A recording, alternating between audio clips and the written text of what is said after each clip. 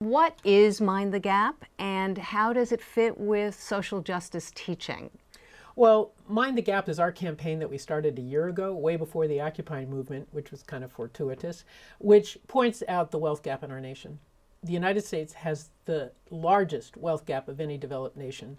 And in the book Spirit Level, Wilkins and Pickett figured out that when you have a huge wealth gap, everyone suffers because there's less community trust, there's higher incidence of violence, more infant mortality, the list goes on. And so what we're trying to do is point out the wealth gap and why it's bad for the 100%. It's not about class warfare.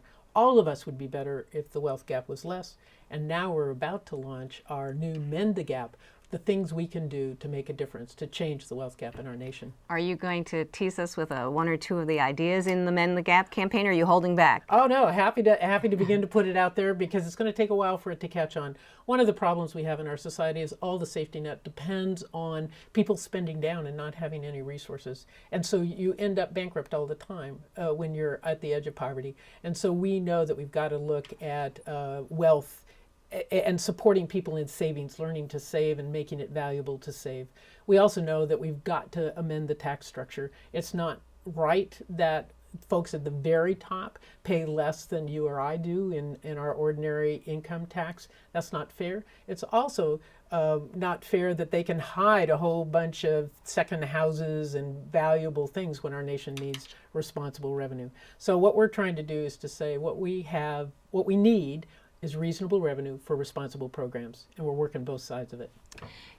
In the Spotlight was fortunate to have Michael Gerson here, and anybody who wants to see that interview can scroll down and find that interview. And Mr. Gerson was taking the view that to bridge between conservatives and progressives on the issue of the wealth gap, it would be well not to focus on the gap per se, but instead to frame the issue as one of economic mobility in the United States. What's your take on that?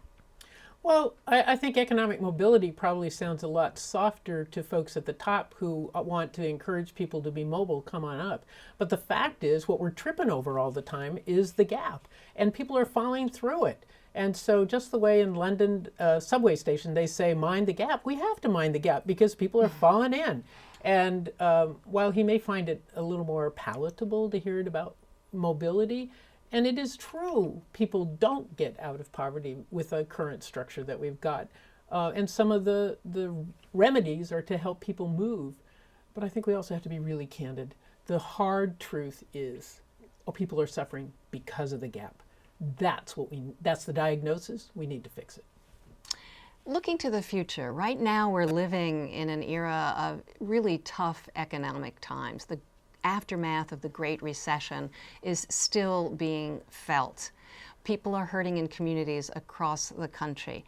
How do you stay hopeful when it looks like this is not going to turn around next year or necessarily even the year after that or that one?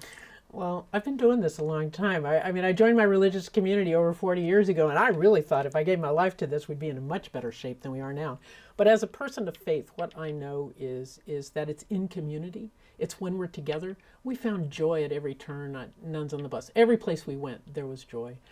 There's sorrow, but there's joy. Because if you can tell the truth, it liberates some amazing energy. If you come together and you work together, there's amazing energy. If you take on tough issues and we're people of prayer and celebration and joy, we can make this happen. We can be the best of who we're called to be as a nation. I mean, it's an experiment, this democracy. And we can make it work. I'm sure the framers were quite happy after they got the Constitution finally drafted and passed. So all we have to do is live it and live that joy too. Sister Simone, you're also a poet. Oh, yes. Do you have a favorite passage that you think captures some of this hopefulness? Is there something that you turn to in poetry that's... Oh, how interesting. Well, actually, what pops in my head is a poem that I wrote in 2002. I had in December, before we invaded Iraq, I had the deep honor of going to Iraq. And our last night in Baghdad, we'd gone to an Italian restaurant. And then coming home, there was a wedding party in the light from the plate glass window of our hotel. And we danced. We got invited to dance at the wedding party. And then that night, this poem gets given. Barbara Kingsolver says poems get given and you just have to pay attention. So, but the beginning of it is, I don't always know my poetry, but the beginning of it is, let gratitude be the beat of our heart, pounding Baghdad rhythms, circulating memories and meaning of this journey. And then the end part is, let us remember on drear distant days, we are the promised Christmas joy. We live as one this fragile, gifted life. We are the body of God. Sister Simone Campbell, thank you so much for taking the time today to be with us in the Spotlight. Delighted. Thank you so much.